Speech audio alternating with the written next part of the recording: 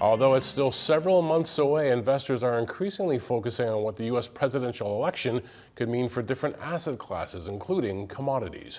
Joining us now to discuss, Bart Melek, Global Head of Commodity Strategy at TD Securities. Bart, great to have you back on the show. Wonderful to be back. Thank you for inviting me. As luck would have it, with this topic, I believe you just published a report on the scenario, so let's dig in. We're still, as we said, several months away, but investors are asking these questions. What could it mean?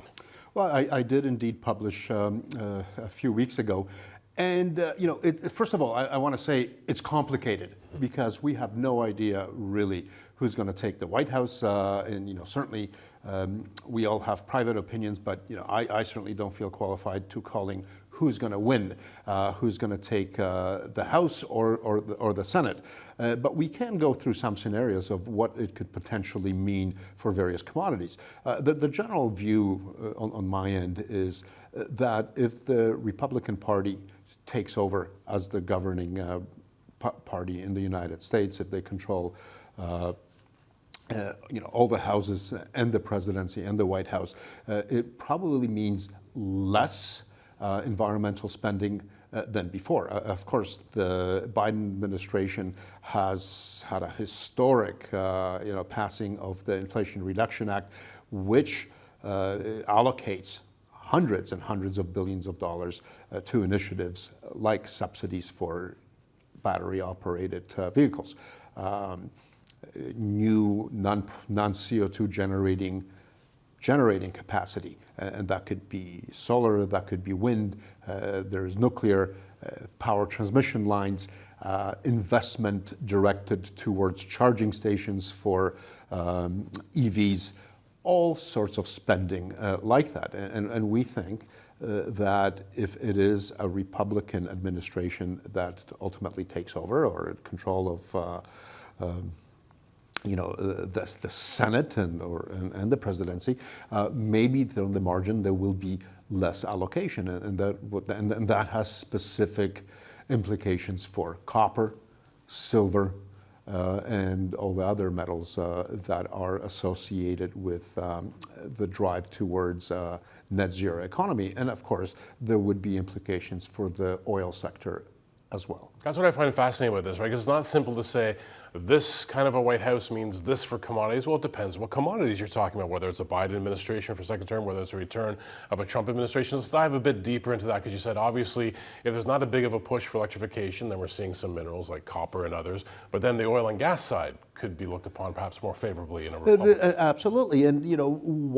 one thing that you don't need any legislation is regulatory action or executive action from whoever the sitting president is. And that brings me immediately to CAFE standards or pollution standards. And it is likely that if a Republican sits in the White House, it could very well mean that those standards aren't going to be as ambitious as they are now, 8 years out. What are the implications for that? Well, right now under the current plan, people are estimating that some 60% of new vehicles in the next 8 years or so being sold, 30 or so targets, it could be BEVs, battery-operated electric vehicles. If that standard isn't enforced, or if that standard is changed or made not obligatory, I don't know what form that will ultimately take. That will depend on actually specific policy. What could it mean? Well, it could mean that you are using less metals that are directed to these pure EVs. Copper is number one. There is much more copper being used, some 52 kilos or so for an electric vehicle than a standard ICE vehicle. Of course, lithium and cobalt and other metals as well. And that means, at least in the US market, while there probably still will be growth, we're still seeing growth right now, but it is already happening that their consumers are having, distance anxiety. People are worried about the lack of charging station and infrastructure associated with it doesn't really exist yet. And we're seeing the rate of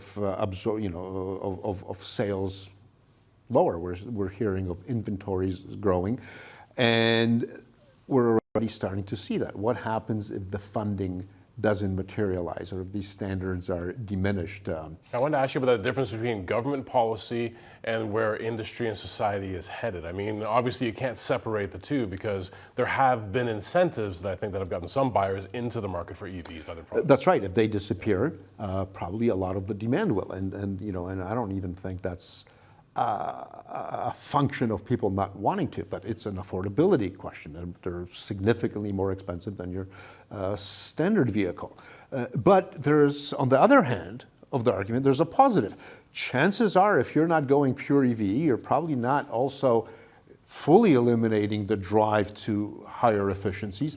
Well, you probably are going to be using more hybrid vehicles to achieve that. And those are, either plug-ins, smaller batteries, but still have them, or maybe these kinetic ones that aren't plug-in but are more efficient. Well, what that means is probably platinum and palladium would do a lot better than under the other scenario, because the loadings would be the same as a standard vehicle, but you would also have batteries accompanying them as well. So maybe on the margin, less demand. We still think demand would outpace supply over the long term under both scenarios. But clearly, one regime in government is much more accretive for the metals like copper and lithium and silver than the other. But that doesn't mean it's an outright negative. So I think it's all positive broadly, but it's just degrees of it. As I warned the viewers and you, it is quite complicated. Yeah, I was going to ask you, because investors like to get ahead of things, right? This seems to be a hard one to get ahead of, because you said we don't have the crystal ball. We can't say who's going to be in the White House after November. So simply, there are scenarios that you can consider, but it's pretty hard to say this, and this means this. Yeah, it's a tough one because you don't know how policy is going to fold out. And, for all we know, there would be intensive lobbying from the industry to continue, part of what's been happening under the Biden administration into any possible, Republican future as well, because they've made commitments already and spending. So they might not want to, write them off just quite yet. And in addition to industrial metals and oil, there are implications for something like gold. We're seeing astronomical debt levels in the United States and massive projections for deficits over the next few years, and in fact deficits over the next 30 according to the Congressional Budget Office. I'm laughing a little bit because they are big numbers. We're talking 34 billion right now, which are, which is going to grow. We're looking at another 1.6, not billion, trillion.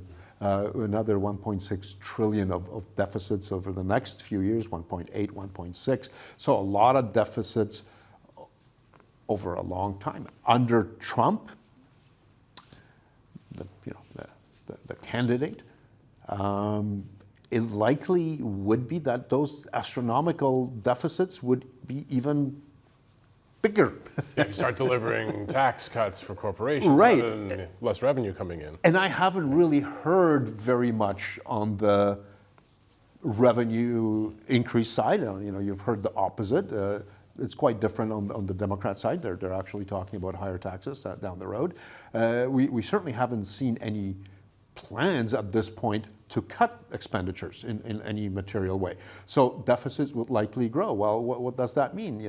Ultimately it means that the economy could very well function beyond capacity for prolonged periods. That typically implies higher inflation and probably higher interest rates, but not necessarily in real terms, because the Fed might very well want to accommodate full employment mandate. Remember, the Federal Reserve has a dual mandate, full employment and price stability. Well, at this point, they seem very much skewed towards one, but that doesn't necessarily mean they won't try to juice up the economy should things slow down. And if they don't hit the 2% inflation target, for a while, or elevate it above 2% for a while, they may not be concerned. Well, that is a beautiful story for gold. And I think part of the reason central banks are buying right now, because they're quite concerned that over the long run, U.S. deficits are going to be out of control, and they might be even under bigger out of control scenario.